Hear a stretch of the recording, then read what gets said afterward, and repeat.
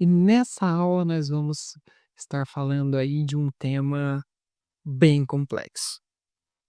É um tema que realmente cabe muita avaliação, cabe muita observação, cabe tempo também, porque é necessário tempo para principalmente entender o que está acontecendo e o porquê que está acontecendo. Que são as crises e as birras, as famosas, correto? Bom, então vamos lá. Primeiramente, é importante a gente identificar e posicionar elas isoladas, perfeito? O porquê. Uma crise e uma birra, elas muitas vezes acabam se misturando. E na realidade, elas são diferentes, as suas raízes, mas o final, elas são muitas vezes a gente não consegue nem mesmo definir quando é crise e quando é birra, muitas das vezes. Com a experiência, com o tempo, com a compreensão da pessoa que você está lidando, se torna mais visível, você pega mais conforme o tempo. Porém, no primeiro contato, é muito difícil de você conseguir identificar quando é crise e quando é birra. E o porquê disso? Bom, vamos lá. A crise, muitas vezes, ela não tem uma razão lógica para ser iniciada. A crise, ela é algo que destinamos ela, na maioria das vezes, por questões sensoriais. Então são desregulações, são texturas, são sons, eh, existem vários fatores que ocasionam e que fazem uma crise acontecer. Ela não tem necessariamente uma função que alguém tenha feito algo ou ela fez alguma coisa. Não, é algo principalmente relacionado à pessoa em si.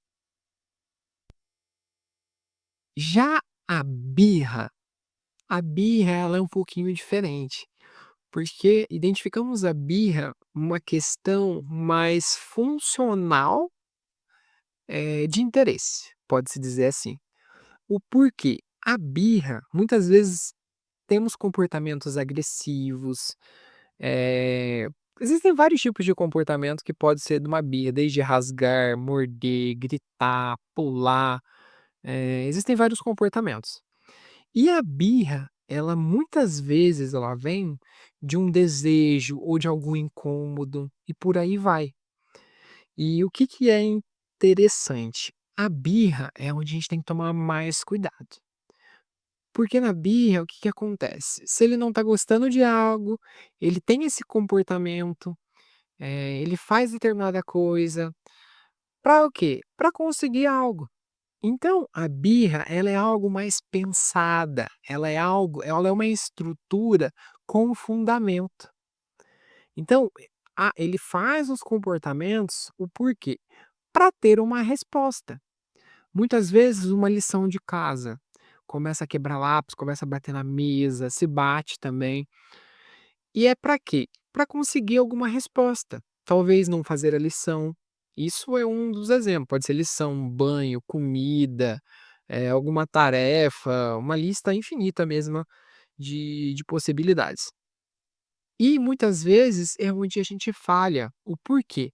Quando tá tendo esse comportamento de birra, se a gente fala ok e contempla ele com o que ele quer, a chance de acontecer uma outra birra depois, ela é muito maior, ela é gigantesca, porque foi algo funcional, ele fez com a intenção de conseguir algo através daquilo. Então, aí que é a pegada, pegamos a crise e linkamos ela a uma questão sensorial de regulação, autorregulação, essa questão mais pessoa, e a birra é a questão mais desejo, vontade, quero, não quero. Então aqui ela é uma questão mais estruturada, é uma questão pensada, pode-se dizer assim. São os movimentos, funcionais no sentido de que quer algo através disso. E quanto mais consegue, mais e mais birras estarão presentes durante o dia a dia. E aí que é a pegada. identificar quando é uma crise e quando é uma birra? Aí que é a pegada. Cabe uma avaliação de 2 questões: corporal, da pessoa que você está vendo, e também do espaço, e principalmente do tempo. O que aconteceu para que tenha tido essa crise ou essa birra? Se foi através de uma que inseriu alguma demanda, se não houve fundamento. É mais importante sempre termos uma pessoa especializada nisso, nessa análise do comportamento, para definir o que ocasionou, para que ele faça uma avaliação, para ver, ó, a função tal ocasionou isso e resultou nisso. Esses 3 momentos, né? O que antecedeu, o que foi e que foi o resultado.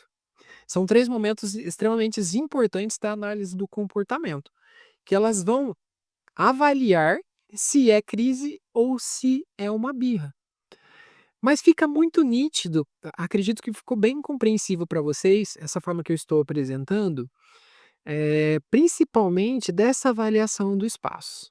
Você passou uma função, a partir desse momento que você passou uma função, fez um comportamento agressivo, alguma esquiva aí para não fazer aquilo, tá sempre com o olhar para você, sorrindo, fica de rabiolho assim, a partir do momento que ganha já para. Então você tem que sempre estar avaliando esse comportamento.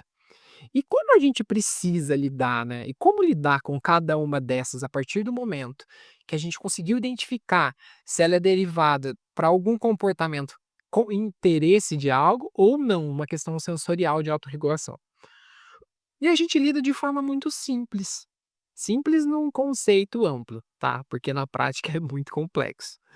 Mas quando identificamos que é uma crise que não teve esse fundamento, é uma regulação, da mesma forma que eu falei anteriormente, se for uma crise que pode gerar algum malefício para a pessoa e para os ambientes externos, para as pessoas também ao seu redor, nós podemos o quê? Neutralizar esses comportamentos, tentar direcionar para algo parecido, como também deu o exemplo do beliscar.